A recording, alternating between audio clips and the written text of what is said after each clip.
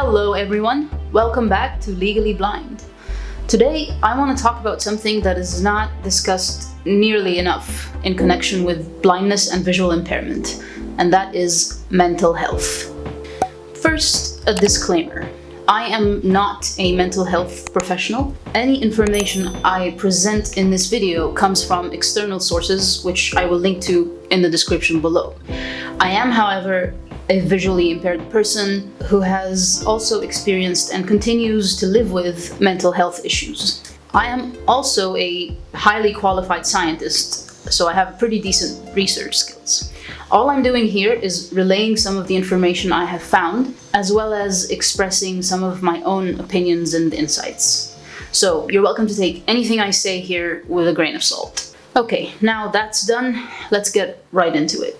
It might not surprise you very much to learn that people who are blind, visually impaired, or experiencing ongoing sight loss are actually twice as likely as sighted people to suffer from symptoms of mental health disorders, especially those who lose their sight later in life as opposed to people who are blind or vision impaired from birth. This is at least true according to statistics calculated in countries such as the United Kingdom, the United States, and Australia. For example, the Centre for Eye Research in Australia reports that 43% of vision impaired adults suffer from symptoms of depression, compared to only 16% of the general population. Not that 16% is a small number, but you get the message. Another study also found that people who are blind or visually impaired are significantly more likely to suffer from depression, agoraphobia, social phobia, social anxiety, panic attacks, and generalized anxiety. The risk of suicide in vision-impaired adults was also found to be somewhat elevated, though not with any statistical significance. It's not that hard to imagine why these facts are true. Vision loss later in life can be quite traumatic and devastating. The person suddenly or gradually has to grieve and come to terms with this huge loss, as well as be able to figure out and adapt to new ways of doing nearly everything in their life. Not to mention that they might actually have to rethink some of their dreams and life goals, life purpose. It can be a huge thing. Very simple activities like walking into a room full of people and trying to locate someone you know, navigating through an airport, finding your way to the supermarket down the street and finding everything on your grocery list, locating a conference room and finding an empty seat in it. Just very simple everyday life things become much harder to do and take longer to accomplish. And the person also has to accept and get used to having to ask for help a lot, which can be tough for some people. The reason why I wanted to make this video now is that given the ongoing global pandemic, psychological well-being all over the world is taking quite a dive. People are losing their jobs, their incomes, their homes, and for someone who has a disability, for whom life was probably already a bit tough, or who might have already been suffering from mental health issues, things might just be too much right now. Let's face it, just being a human and coming to terms with our mortality and fragility can be pretty challenging for anyone, even if you're really privileged and healthy. The sad truth is there are many things in life that can intersect and compound together in a way that makes taking care of our emotional health really difficult. For example, forget the pandemic for a moment. Depending on who you are, where you are on the world map, or your social status, you might be someone who has a disability, who is also dealing with poverty, who is also a citizen of a developing country or a country with a poor health system, who is also a member of several marginalized social minorities. This means that in addition to the regular stressors of survival that everyone has, and the physical challenges presented by your disability, you might also be dealing with ableism, ageism, racism, sexism, fat phobia, xenophobia, homophobia, transphobia, or all of the above at the same time. Any one of these things on its own is enough to deal a serious blow to someone's mental health. And any combination of them can make maintaining emotional well-being really challenging and exhausting for any person. The pandemic is really just the giant cherry on top for some people. It's important to be aware of how we're feeling and how different aspects of our lives affect our well-being. Because without this awareness, we would never be able to reach out for support. And we would probably be pretty hard on ourselves and probably also on other people in our lives, which would of course make everything a lot worse by adding even more stress. By this, I don't mean that we should brood endlessly or wallow in self-pity or stop doing our jobs or chasing our dreams or helping other people. It just means that every once in a while we need to check in with ourselves and acknowledge when we're not well and have the courage to ask for help and support when we need it. I've been posting at least one video per month since starting this channel, but last month, August, I didn't post anything. I was not feeling well. I recognized that I was experiencing my worst slump in like 8 years, thanks coronavirus. So I took care of myself. I took it easy. I reread some of my favorite books. I spent some time with family, got out of the city. I was lucky to be able to do that. 8 years ago, or even 5 years ago, when I did not have this self-awareness, I probably would have beaten myself up about it and felt ashamed of myself for my lack of productivity. So a little self-awareness goes a long way. I am feeling much better now, by the way. I want to call this emotional literacy. Does that phrase already exist? Siri, what is emotional literacy? Here's some information. Oh, come on, read it to me. Of course it already exists. Anyway, it's about the ability to recognize and name your emotions so that you can deal with them. In addition to the pressures that we can put on ourselves if we're the overachieving perfectionist types, there's also a lot of social pressure to always be positive and happy around people all the time.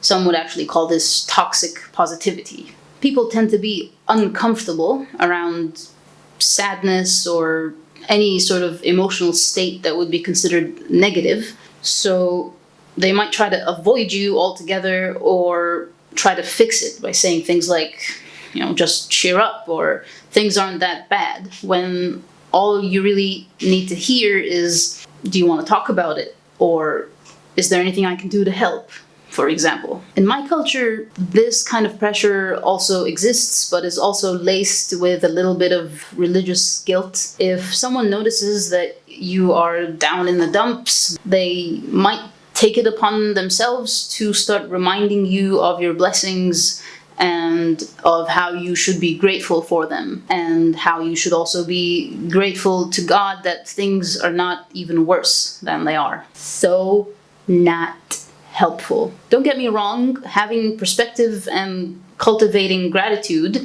are actually really great for mental well-being, and there's even a lot of research on that. But the person really has to be in the right place to do that, and they have to cultivate the gratitude themselves, not be ordered by someone else to do it. This response can actually simply add another negative emotion to the pile of misery that the person is already feeling, and that emotion is guilt, or maybe even shame. Not only am I sad and depressed or anxious or hopeless, I am also guilty or ashamed of myself for not being able to feel grateful or appreciate my blessings in this moment in time as God supposedly expects me to. Just as they are uncomfortable around negative emotions, people are also often quite uncomfortable around people with disabilities. So they need to see them as positive, happy, inspiring people. They almost romanticize disability because it makes it easier for them to make sense of it.